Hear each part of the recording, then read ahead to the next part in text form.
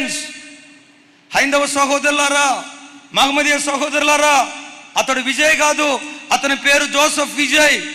మీరు అతను గనక ఓటేశారా అని కొంతమంది మతోన్మాదపు వ్యక్తులు అతని జోసెఫ్ అనే పేరు బయటకు తీసుకొచ్చి అతడు జోసెఫ్ జోసెఫ్ జోసెఫ్ జోసెఫ్, అతనికి పొరపాటును ఓటేయొద్దు అన్నారు, అతన్ని గెలిపించొద్దు అన్నారు.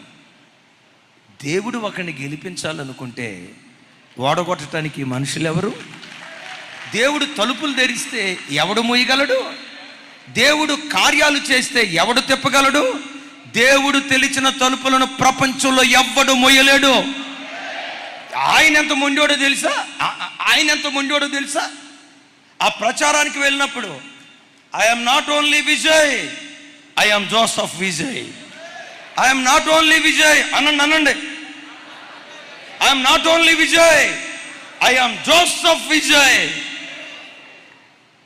పదే పదే ఆ జోసెఫ్ అనటాన్ని బట్టి ఆ జోసెఫ్ జీవితంలో ఏ కార్యం చేశాడో ఈ జోసెఫ్ విషయంలో కూడా దేవుడు ఆ కార్యం చేశాడు.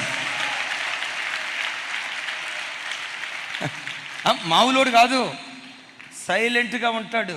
నంబర్ 1 వైలెంట్ అంట. ఎక్కువ మాట్లాడడం, చాలా తక్కువ మాట్లాడతాడట. కానీ మాట బయలుదేరిందంటే తోటనేనంట.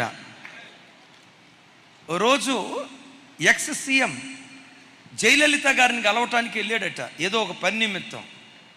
4 గంటలు బయటే కూర్చోబెట్టి, మరి కారణం మనకు తెలీదు, లోపలికి రావటానికి పర్మిషన్ ఇవ్వలేదట. అక్కడే ఒక మాట దేవుని కోరుకున్నాడట, ఈరోజు సినీ యాక్టర్గా ఉన్న రాగల దినాల్లో ఈ తమిళనాడు రాష్ట్రానికి నేను సీఎంను కావాలా. మీరు కూడా అనుకోండిరా, ఏమనుకుంటారు? అరే పెద్దగా చెప్పండి.